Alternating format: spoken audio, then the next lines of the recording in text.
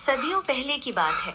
एक मुगल सिपाह सालार यानी कि कमांडर और एक ब्राह्मण माँ के घर एक बच्चे ने जन्म लिया, जिसका नाम रखा गया सालबेग। सालबेग के पिता ने उसे हमेशा युद्ध और तलवार चलाना सिखाया।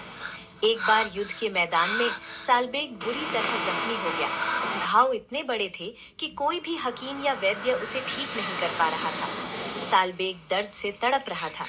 तब उनकी माँ ने कहा, बेटा, अगर दुनिया का कोई इलाज काम नहीं आ रहा तो उस जगत के नाथ यानी जगन्नाथ को याद कर, वही तुझे इस दर्द से मुक्ति दिलाएंगे।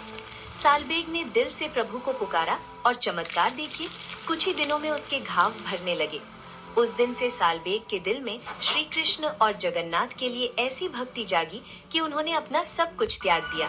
सालबेग वृंदावन चले गए और वहाँ सन्यासियों की तरह रहने लगे। उनकी भक्ति इतनी गहरी थी कि वो दिन रात जगन्नाथ जी के भजन लिखते और गाते। लेकिन उस जमाने में एक मुसलमान होने के नाते उन्हें पुरी के मंदिर में प्रवेश करने की अनुमति नहीं थी। सालबेग को इस बात का दुख तो था, लेकिन उनका विश्वास कभी कम नहीं हुआ। वो कहते थे, अगर मैं मंदिर के अंदर नहीं जा सकता तो क्या हुआ, मेरे प्रभु साल में एक बार खुद मंदिर से बाहर निकलकर मुझसे मिलने आएंगे। एक बार रथ यात्रा के समय सालबेग वृंदावन में बीमार पड़ गए। उन्हें डर था कि शायद वो इस बार पुरी नहीं पहुंच पाएंगे। उन्होंने रोता हुआ जगन्नाथ जी से विनती की, हे प्रभु, जब तक मैं पुरी न पहुंच जाऊं तब तक आप अपने रथ पर ही मेरा इंतजार करना, मुझे अपने दर्शन दिए बिना मत जाना। जब रथ यात्रा शुरू हुई तो लाखों भक्त रथ खींच रहे थे, लेकिन अचानक नंदी घोषा जगन्नाथ जी का रथ जगह पर रुक गया। हजारों लोग, बड़े बड़े हाथी और पहलवान लग गए, लेकिन रथ 1 इंच भी आगे नहीं बढ़ा।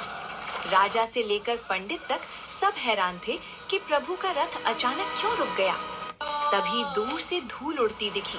सालबेग वृंदावन से पैदल चलते हुए थके हारे और आंसुओं से भरे जैसे ही सालबेग रथ के सामने आए और प्रभु के चरणों में गिरे, उनकी आंखों से आंसू बहने लगे। उन्होंने अपना सिर झुकाया और प्रभु का शुक्रिया किया कि उन्होंने अपने भक्त का मान रखा। सालबेग के दर्शन करते ही रथ अपने आप आगे बढ़ने लगा। आज भी पुरी में उसी जगह पर सालबेग की मजार यानी समाधि बनी हुई है, जहां हर साल